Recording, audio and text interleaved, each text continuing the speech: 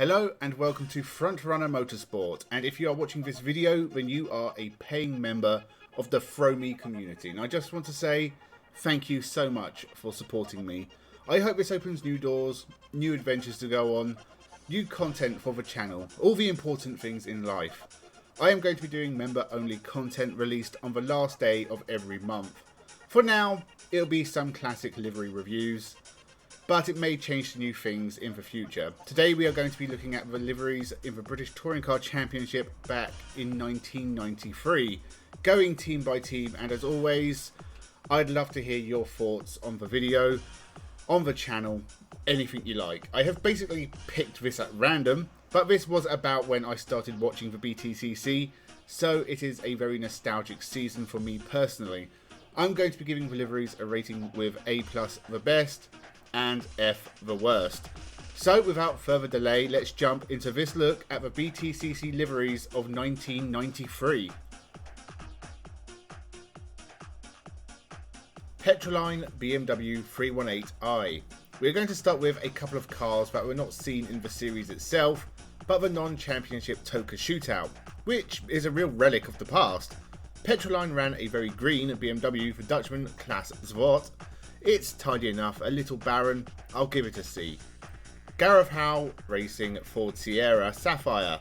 Not the same Gareth Howell who raced in the BTCC in the 2000s, a different Gareth Howell, and unfortunately this has to go ungraded because it never made it to the track. The Sierra was supposed to be entered in the TOCA shootout, and if it had, I believe it would have been the final appearance of a Sierra in the BTCC. Venander Motorsport BMW M3. And in an older model BMW M3, Swedish driver Bengt Venander entered his own car, exceptionally dull blue and white livery. You'd think being Swedish there'd be a bit of yellow to brighten it up. It's going to have to be an E. We'll come back to the TOCA shootout later, as there were a couple of other alternative liveries used in that race. Jim Wheels, Bob Berridge, Ford Sierra Sapphire. This is one of my favourite touring car liveries, not because it's good, but because it really isn't very good at all. It's always struck me as a car that was rear-ended one day. Bob Berridge went down to the scrapyard to get a new boot lid, but couldn't find one of the same colour, so just grabbed a blue one and then just did his best. I want to give it an A, but I can't, it's a D. But this was the final appearance of a Ford Sierra in the BTCC. Asquith Autosport Mazda 323F. This team ran the Ford Sierra of Carl Jones in the late 80s. Its final few appearances in the BTCC was running a Mazda for Ian Cantwell. This is a strange livery, black car with turquoise puzzle pieces. Sponsored by Abacus or Abbey Computer Forms, whatever that is. I don't get it, the pieces are spread out all over the car. It's a D. Pegan Motorsport BMW M3. Per Gunnar Anderson actually won races in DTM and the Swedish Touring Car Championship. He never reached those kind of levels in the BTCC in his sporadic appearances over a 3-year period. We only saw this car in the first 2 races of 1993, but it looks good. Reminds me of the ProDrive BMWs from the year before. Very simple, but it works. I'll give this one a C. Colin Davids Racing Vauxhall Cavalier. Classic red with the yellow Demon Tweaks logo. This livery has existed in the BTCC for years at this point, going back to Alan Minshaw, founder of Demon Tweaks. Shame we only got to see this in a few races at the end of the year, driven by the ex-Formula 1 driver Ian Ashley.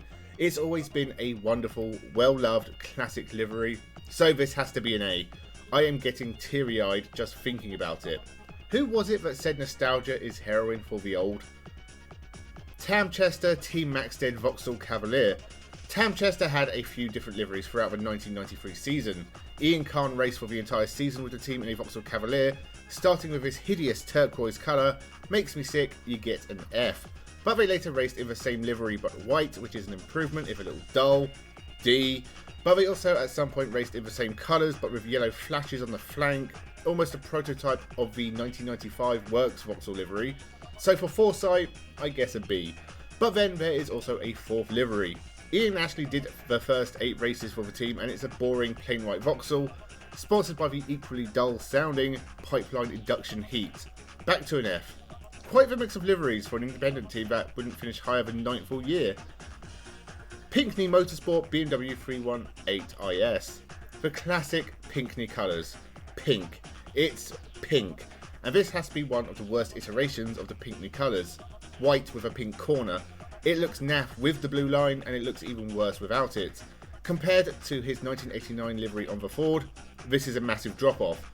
It's worse than the Vauxhall Vectra he raced in 2010. This is also an F. Team Dynamics BMW 318S.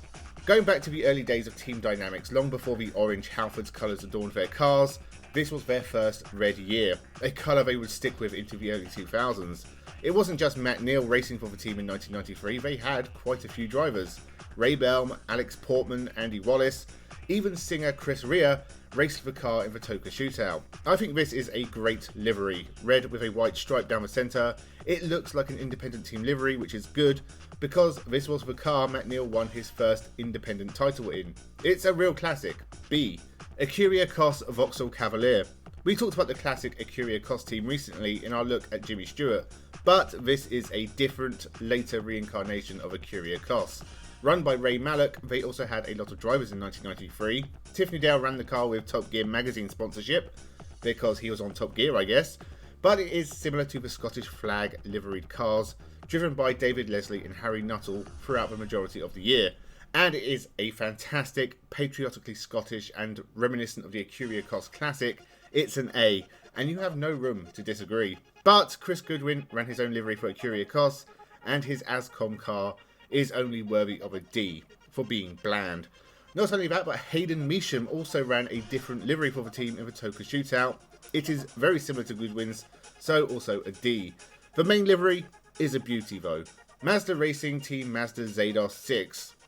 Mazda ran a single entry for Patrick Watts through the 1993 season, and they did their best to stand out.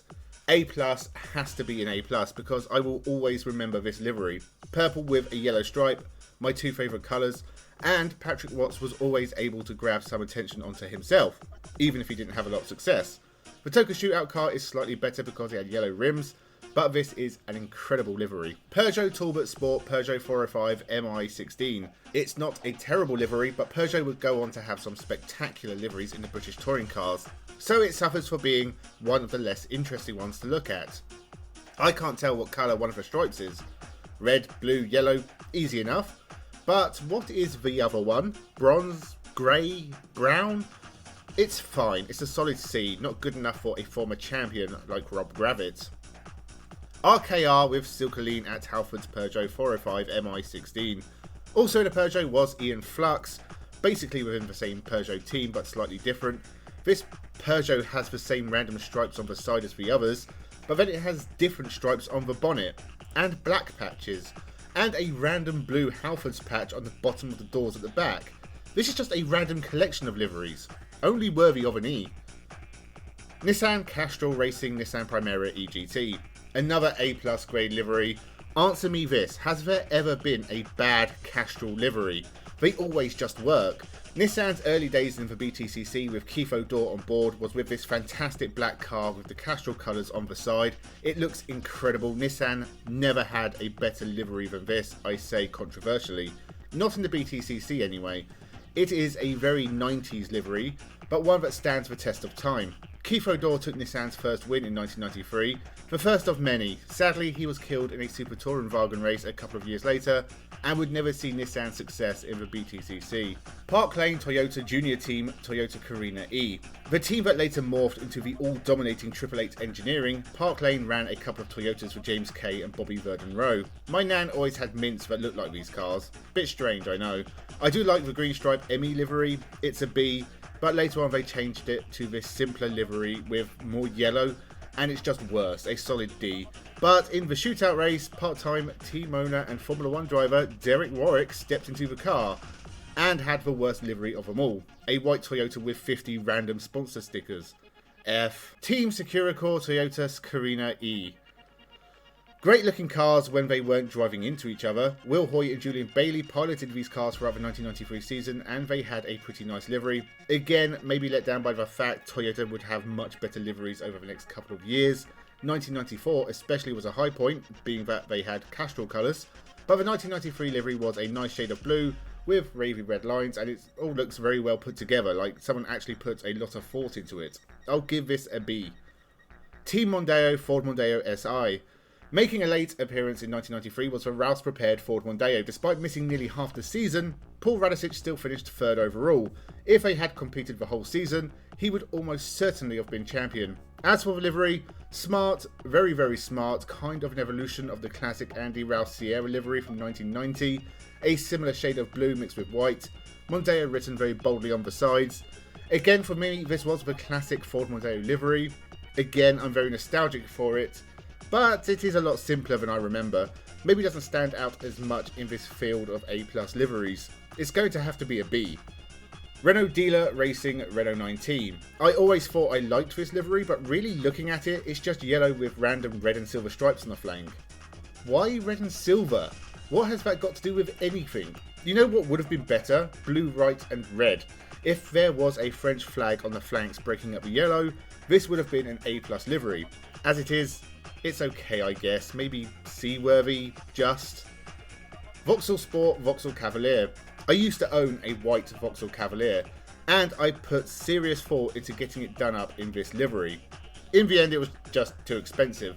I've always been poor, and so I had to make do with my plain Cavalier. This is an incredible 90s design. The coloured geometric shapes remind me of a tracksuit I once owned in that period, but I must like it, otherwise I wouldn't have considered driving around in a car decked out with this livery. And I do like it. It's a product of the time, but nostalgia intervenes again and tells me this must be an A, by law or something. BMW Schnitzer Motorsport BMW 318i. A+, job done, good night. Alright, the classic Schnitzer livery is one of the greatest in motorsport history. Everything from the check pattern on the back of the car to the Warsteiner logo on the side is just absolutely perfect. Schnitzer had this livery from 1993 to about 1999, with the checks moving from the back of the car to the roof. Personally, I prefer this livery to the car we saw in 1996, but they're both pretty good. Much better than the Schnitzer BMWs from before, and after anyway. Sadly, Team Schnitzer were dropped by BMW in 2020 and dissolved shortly after, but this classic livery will live on. So they are all the liveries from the 1993 British Touring Car Championship. What a great bunch of liveries. It was a real classic field of colours. There were very few duds, mostly independent entries who had little to no sponsorship. BMW, Mazda and Nissan were the real standouts on this grid. Not just the best liveries of 1993, but some of the most iconic liveries in the history of the BTCC, if not motorsport itself.